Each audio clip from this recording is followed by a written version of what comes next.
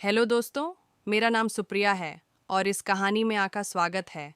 मेरा पति मुझे पति वाला सुख नहीं दे पाते हैं और वह सुख पाने के लिए मैं तड़प रही थी कि कब कोई मुझे मेरी तड़प को कम कर सके। और ऐसे में मेरे ऊपर मेरे जेठ जी की नज़र पड़ी और लाइट कटी हुई थी। गर्मी का दिन था, जिसके वजह से मैं साड़ी और पेटीकोट हटाकर बगल में रखती थी।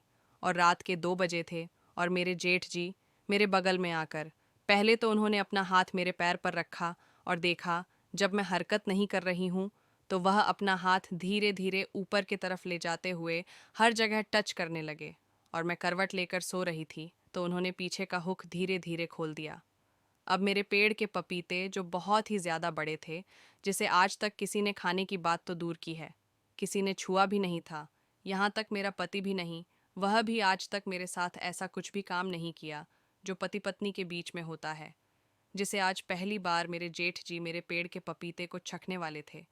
और मैं उस समय तक गहरी नींद में सो रही थी। लेकिन जैसे ही उन्होंने हाथ मेरे बड़े बड़े पपीते को छुआ और उस पर रखा तो मुझे तुरंत ही एहसास हो गया कि कोई मेरे रूम में आया हुआ है। लेकिन मैं आंख नहीं खोली, क्योंकि मैं समझ गई कि रूम में और कौन आ सकता है। केवल जेठ जी ही थे तो मैं समझ गई कि वही होंगे।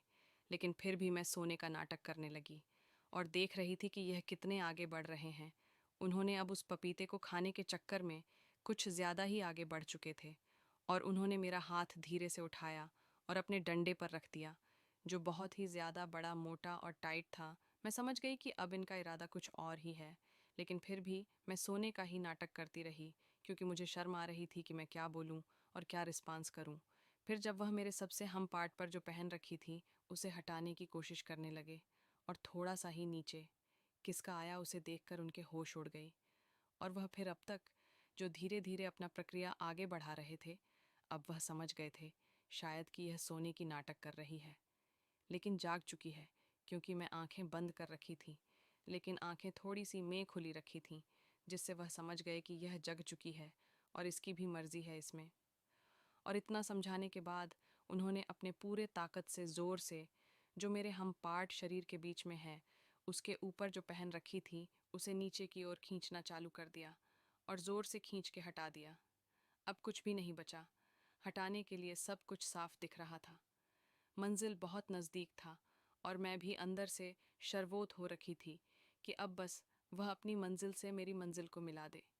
इतने में वह मुझे बोले कि मैं जानता हूँ तुम जाग चुकी हो और तुम भी चाहती हो कि जो हो रहा है वह होते रहे। अब सोने की नाटक करने से कोई फ़ायदा नहीं है।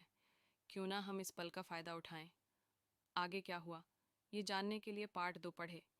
यह कहानी पूरी तरह से काल्पनिक है और इसका किसी भी प्रकार से कोई संबंध किसी भी व्यक्ति विशेष या समुदाय से नहीं है।